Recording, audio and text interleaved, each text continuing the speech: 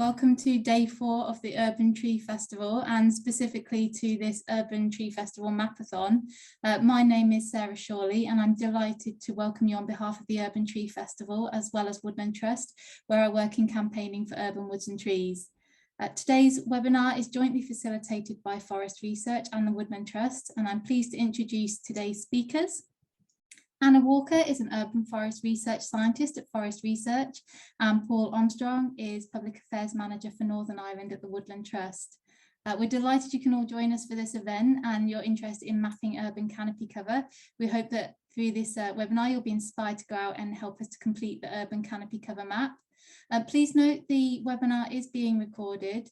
If you have any questions throughout, please do pop those in the chat, or there will be time at the end for questions and answers where we'll invite you to unmute yourself and ask your question directly.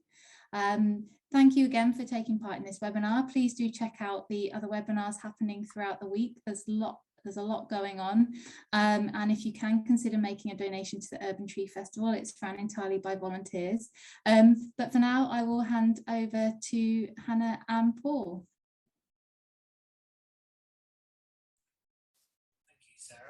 I'm Paul Armstrong. I'm the Public Affairs Manager for the Woodland Trust in Northern Ireland. And you're not here to hear me talk about trees and woods or talk about how important they are for Northern Ireland. You're here to contribute to something that's really, really important and will support the work that we do. So I promise I won't take too long. But I have a couple of slides I just want to share with you, just so you don't have to look at my lovely shiny head. If I can get the technology to work here, is that working okay, folks? Yeah.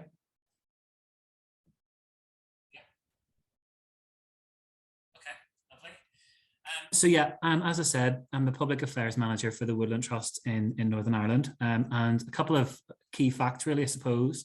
Northern Ireland is the least wooded country in the UK and Ireland, and one of the least wooded countries in Europe. So it's not a thing we're too proud of, I suppose, and there's plenty of work to do to try and address that.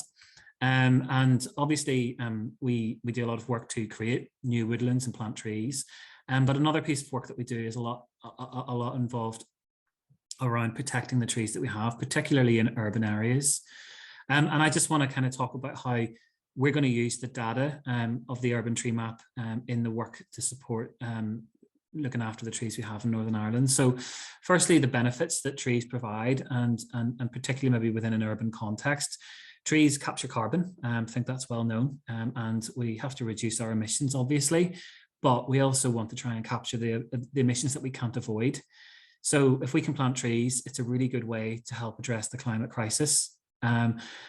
The climate crisis is also causing changes in our weather patterns. Now, Northern Ireland's quite well known for rain, but it's getting wetter, and trees are a really, really good way of intercepting rainfall and preventing that rain and that water from entering our sewage systems. And in Belfast in particular, our sewage systems are under increasing pressure due to population growth and even wetter weather. So if we have more urban trees, it's green infrastructure. It's vital that we can look after the trees we have as a way of preventing flooding. In urban areas as well, trees play a great role for cleaning the air. So they're good at removing particulate matter that can come from diesel engines and help with breathing difficulties, and also just access to nature and access to trees. They provide a sense of place. They make a place beautiful. They do increase house prices when you've got trees nearby. But more importantly, during the COVID-19 pandemic, we saw that people really want to connect with nature. So it's really important that we have urban spaces that have trees and that are green. It just gives people a place to unwind. And the health benefits, not only to your physical health, but also to your mental health of access to trees and nature. There's increasing bodies of evidence to back that up. So in Northern Ireland, our key priorities, our key influencing priorities that I work to are that we want to plant more native trees and woods. Obviously, I've mentioned that we're the least wooded country. So we want to plant more trees and woods. We also want to look after the trees and woods that we have. We want to promote trees that have been grown locally, and we only plant trees that are grown on the island of Ireland. And we also want to improve access to trees and woods for everyone.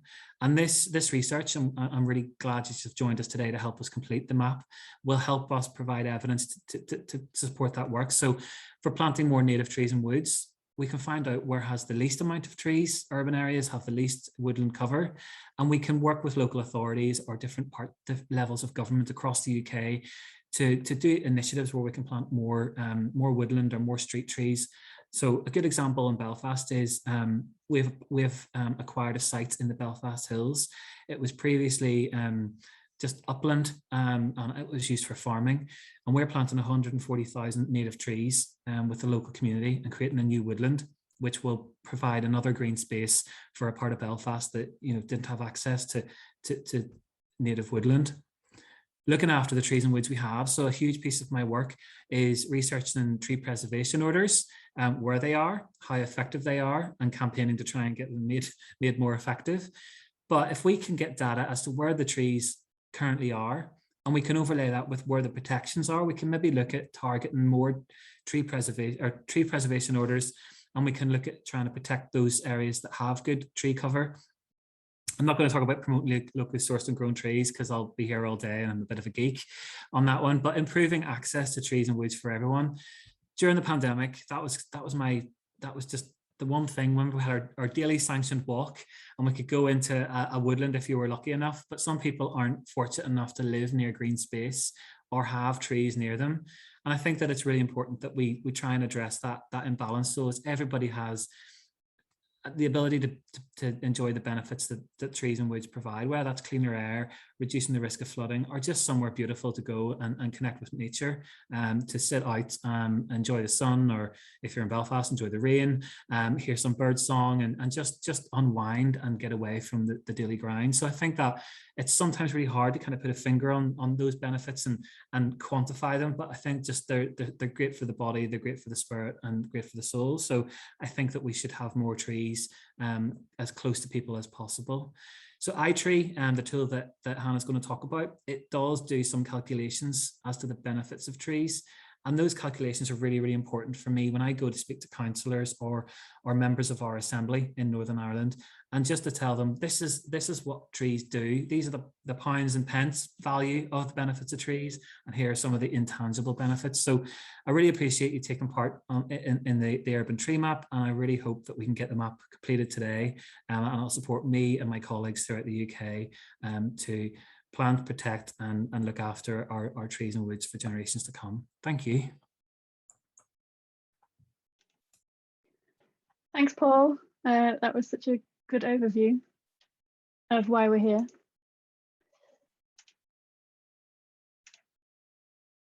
Can you see that okay? You see my slides? Excellent. Hi, everybody. It's nice to see you all here. I will start with kind of a bit about who we are. So Paul and Sarah are from the Woodland Trust, which is the UK's largest woodland conservation charity. I'm from Forest Research, and Kieran Doig, who's also in this call, also works with Forest Research. And we are the principal research organisation in Great Britain, anything to do with trees, forests, and woodlands. And this mapathon session that you've all joined is part of the Urban Tree Festival, as you know. And as Paul mentioned, we're going to be using a tool provided by iTree, which is a cooperative partnership of numerous organisations in the US.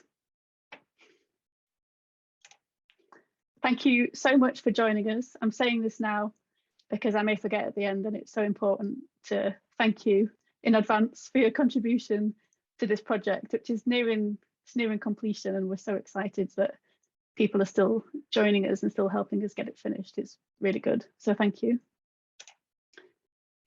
Here's a little bit about what the project is. So on the left here is a screenshot of our UK Canopy cover web map. This is a forest research project in collaboration with partners, including the Woodland Trust. And this is a screenshot from a week or two ago. Most of the green patches that you can see are actually rural areas. Today we're interested in urban ones, but the map does cover all electoral wards in the UK.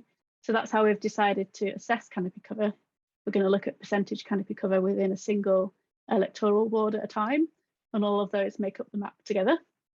The urban wards are 97% complete, and all of Scotland, Northern Ireland and Wales are complete, and that's happened in the last few weeks, which is absolutely fantastic. So today we're going to focus on the remaining 150 or so urban wards in England. But as well as those, as you can see, there are still massive gaps in the map. So there will still be rural wards to be assessed to once we've got those urban ones complete.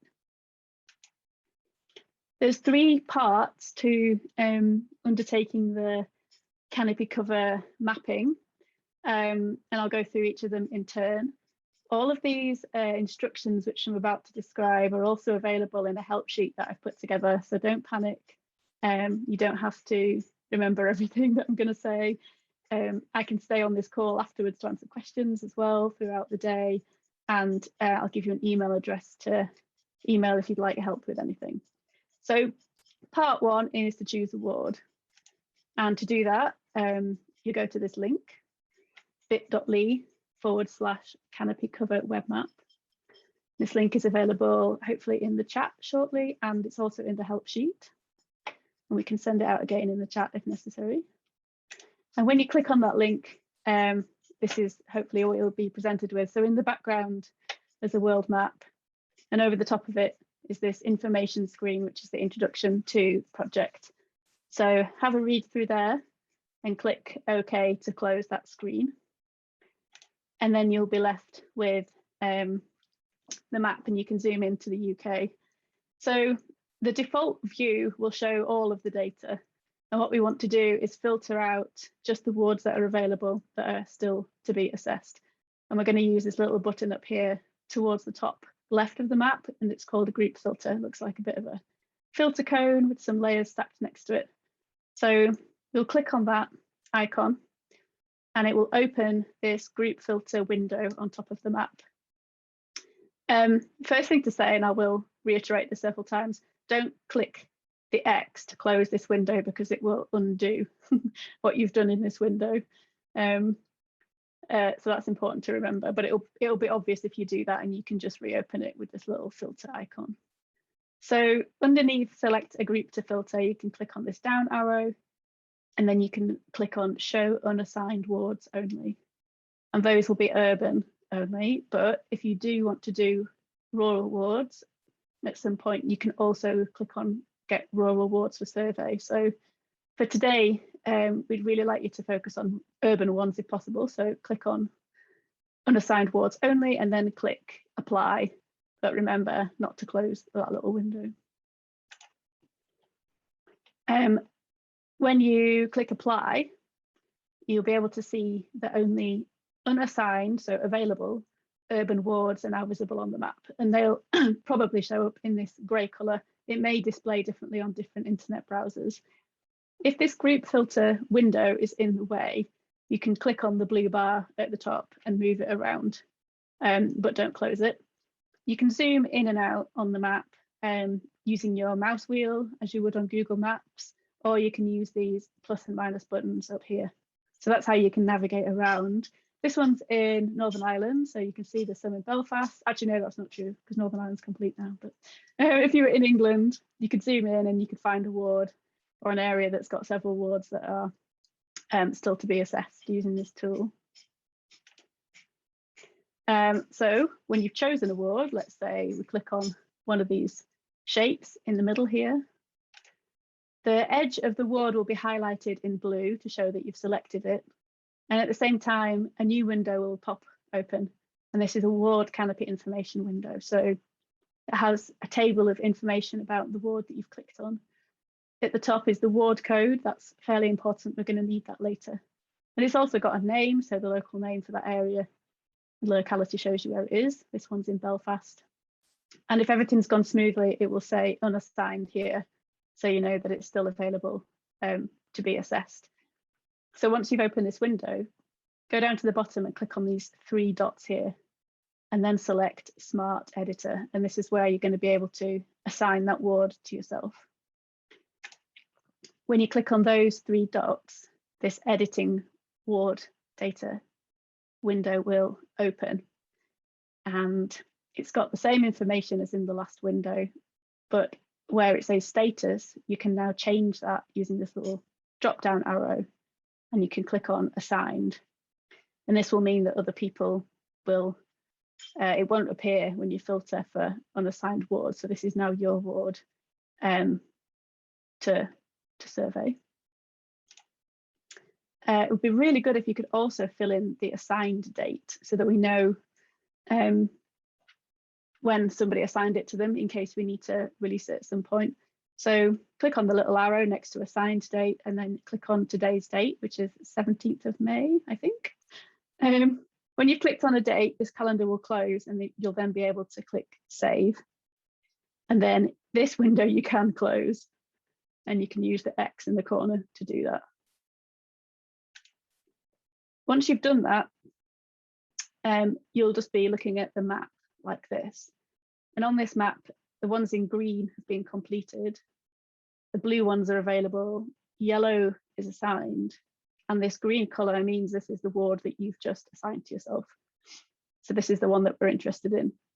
The next step we need to do is to download what's called a shape file. So we're going to download a file that tells us the boundary of this ward, and we're going to need that in the tool. So click again on the ward, and this information window will pop open again. And hopefully you'll recognize this from a couple of moments ago. This is the same window we first opened. And the bit that we're interested in is where it says attachments. So it's the ward code and it ends in .shp, which means it's a shape file. So click on this blue text, this SHP, and that will prompt your internet browser to download the file. Some browsers will download it automatically and that will go into your downloads folder. But if you're using Edge, I think, and possibly others, you'll have a prompt and you can either, it will say you can either open it or you can save as. If you click open, you'll get a text file that looks like absolute gobbledygook. So don't click open, just save it somewhere on your computer, such as your desktop or documents. You're going to need it in a moment, so don't hide it away anywhere too hidden. So save that shapefile.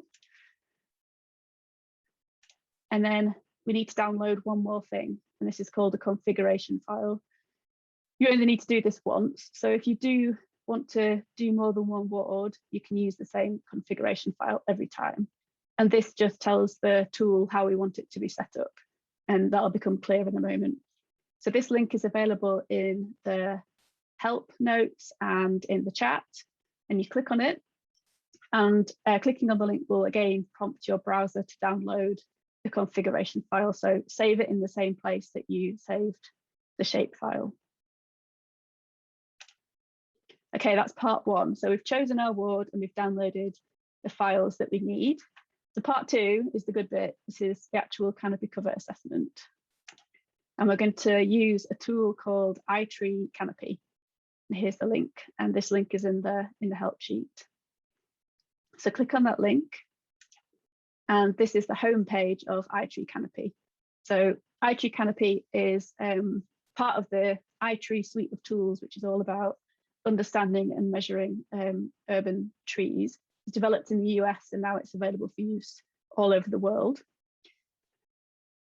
This is what the homepage looks like. You need to find this bluish turquoisey Get Started button on the right hand side and click on Get Started. Hopefully then you'll see this world map, and over on the right hand side we have some options. And they've got this blue button which says load shapefile boundary. And that's the first thing that we downloaded. And this is what's going to tell this tool our area of interest. So click on that blue button. It'll open a little pop-up window. And then we're going to click on browse next to the shapefile to go and find where we put that file on the computer. Navigate to the folder where you've saved it. Click on it and then click open. And then fingers crossed, your selected ward, your study area will show up highlighted in red like this. And if that looks like that, that's all good. We want to click next. down here on the right-hand side. And the next step is to load the configuration file.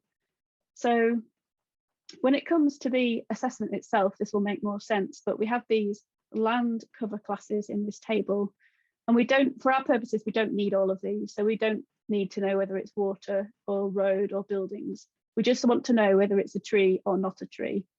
And we've made a file to set that up automatically, and that's the configuration file that you downloaded. So click on this grey load button. Click on the browse button to find where you've stored it on your computer. Find it in the folder with, it's probably in the same one as the shapefile. That's handy, just keep them all in one place. Select it like this one's blue, so it's been selected, and then click open. And then click open again to load it into the tool. And this table will change to non-tree and tree. And these are the only two things that we're interested in today. Non-tree is at the top, and that means that it's the default value, which for almost everywhere is the way around that you'll want it. And that will become obvious as you go along. So once this is displaying and looks right, then you click on this blue next button. This step is to do with benefits and benefit prices, and we're going to skip this. So scroll down the page until you can see that blue next button and click next. So we're ready to look for trees in our shapefile area. You may just be able to make out this thin red outline, which shows us the boundary of our study area. This is our area of interest, which is the ward boundary. Over here on the right-hand side, eventually this table, this chart will be populated with some results, and this blank space is going to show you all of your sample points as you assess them. And what we're going to do is click on this plus button to add our first point. So click on the plus, and the tool will randomly place a yellow crosshair anywhere within that study area. It will zoom in to help you find it, but this is what you're looking for. It's a tiny yellow crosshair. I've circled it in white here, but the white circle won't appear. So that's what you're looking for. So find your yellow crosshair.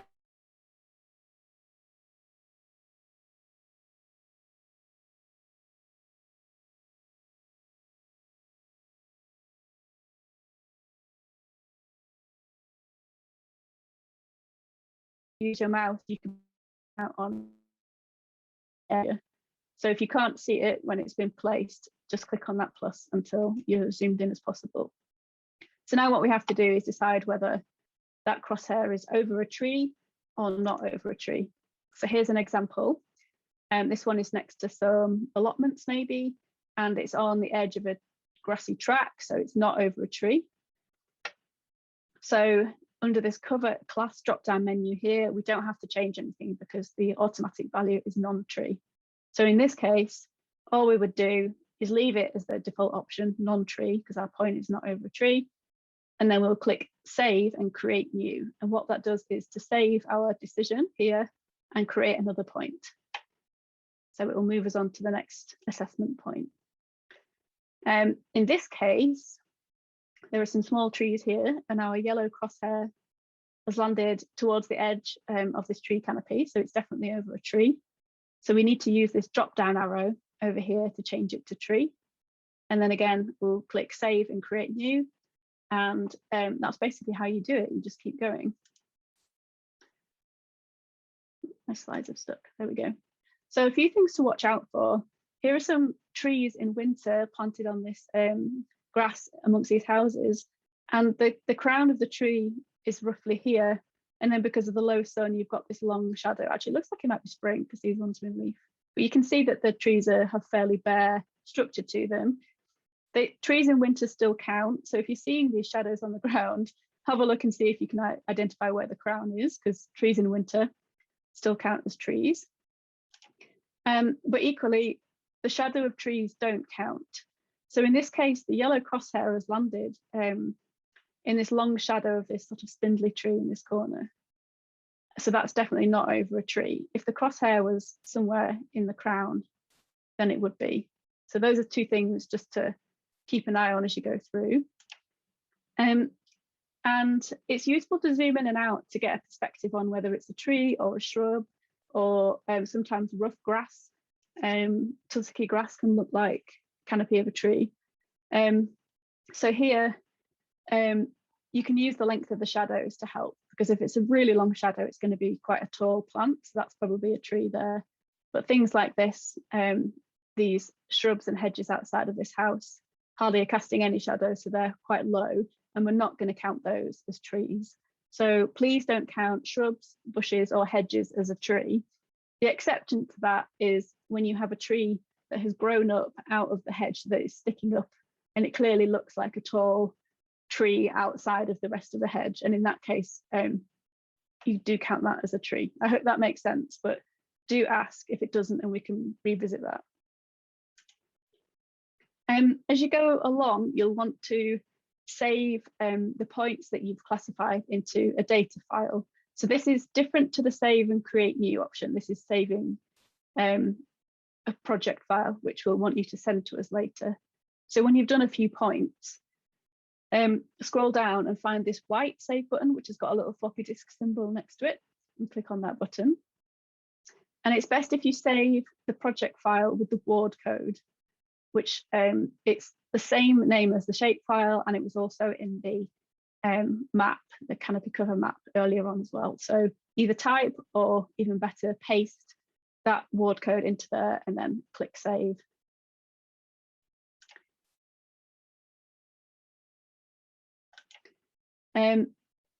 In some browsers, again, you may get a save as message here.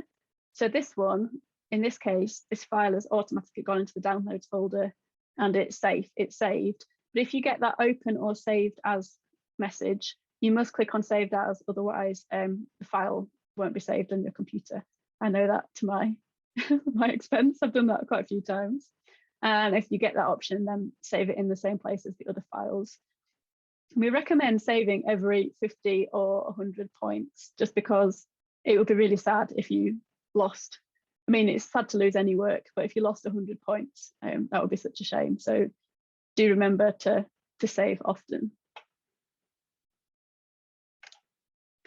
As you add points, and the more that you add, so this is the current point that you're assessing, which is over some paving, you'll see grey or black dots on the map, and these are the ones that you've assessed previously. And the grey ones are non-tree, and the black ones are over trees. So that's something to be aware of. You'll definitely see those appearing. To the top right of the map, there's a plot, and it shows non-tree, which is abbreviated to NT and T, and that is the percentage of the cover of the land that you've assessed. So here you can see most of the land is not covered by trees, and a small amount of the land is covered by trees. And this will update as you go. And the actual numbers are given in this scrolling banner here. The important bit is the tree. It'll give you a percentage, and then next to that is plus or minus. And here it says plus or minus 7.14, and that number is the standard error.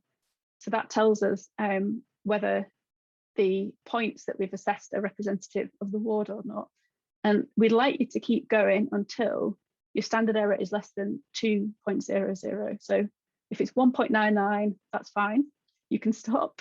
If you reach 500 points before then, and for some wards that will happen, especially if there's a lot of trees, you can just stop. So 500 is enough.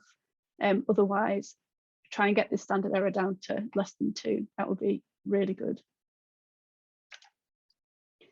We don't expect you to do all of these points in one go. So it's good to take a break, go outside or have a cup of tea, rest your eyes, focus on something far away. So save the point that you're assessing using the blue button, and then save your project file using the white save button, the one with the floppy disk. And then you can leave that web page open, but if you happen to close it, you can just go back to the home page, and probably your work will still be there and you can just carry on. That tends to work quite well on this website. If your work has gone, don't panic, you can bring it back up and carry on, and you'll come back to the home page if that's happened.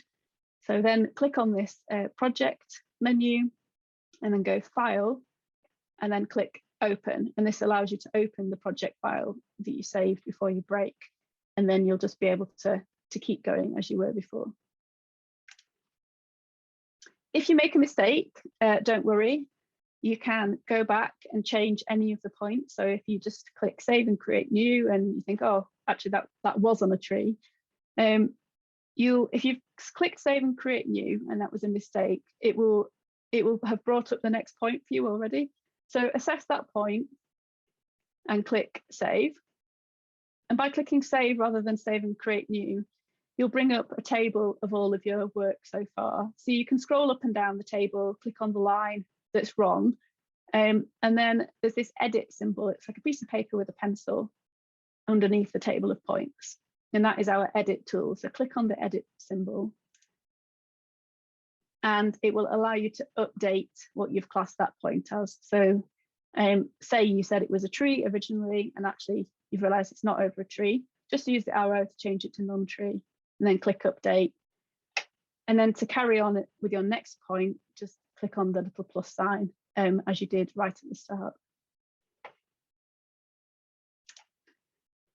When you've got to standard error of less than 2, or you've reached 500 points, save your last point. So save the one that you're doing at the moment, and then save the project file down here using this other save button. And that will be your final, most recent file, and that's the one that we're going to want you to send to us. You also, we also like you to click on this report button once you've done that, and that will show you the results from your Canopy cover assessment. And that brings us to the final part, part 3, which is hopefully the easiest part, and that's to send us the results that you've just gathered. So when you click on that report button, this table is here, this chart is here again, and here is a map of all of the points that you've assessed. The black ones are trees and the grey ones are non-tree. The total number of points that you've done is shown at the bottom of the table, where it says total in this row. That's 346 in this case. And we can see that the tree cover here is 6.94% plus or minus 1.37. So that's information that we'd like you to send us, as well as the total number of points. And to send us the results, please email canopycover@forestresearch.gov.uk.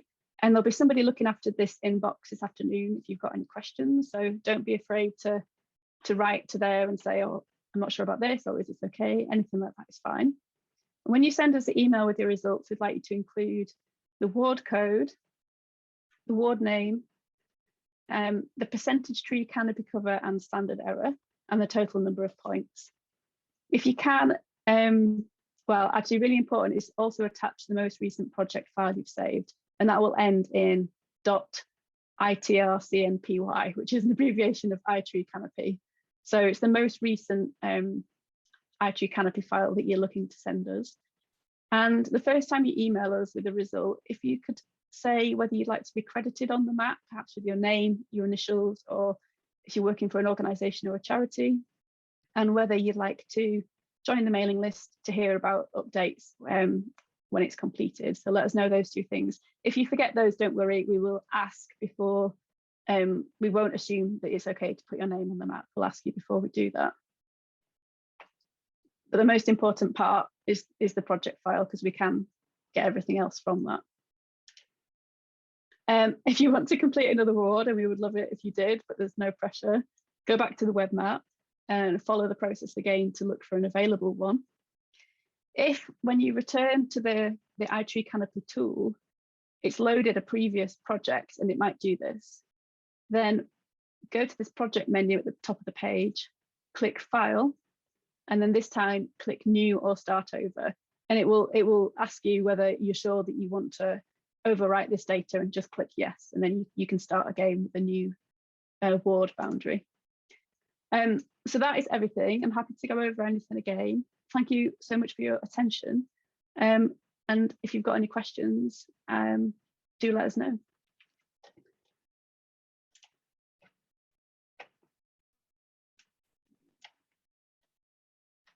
Thank you ever so much, Hannah, and to Paul for your presentations and introductions to the Canopy map. We've got some time now for questions and answers. We've had a question from Bo in the chat if we can email the document out, because Bo's work email isn't allowing it. So if anybody else is having the same problem, please do let us know. We're very happy to send the document out by email after the webinar. But yes, so now's time to ask any questions that anybody might have, any points of clarification or anything further about the map itself. Please do pop your hands up, and we'll be pleased to invite you to unmute yourself and ask your questions directly.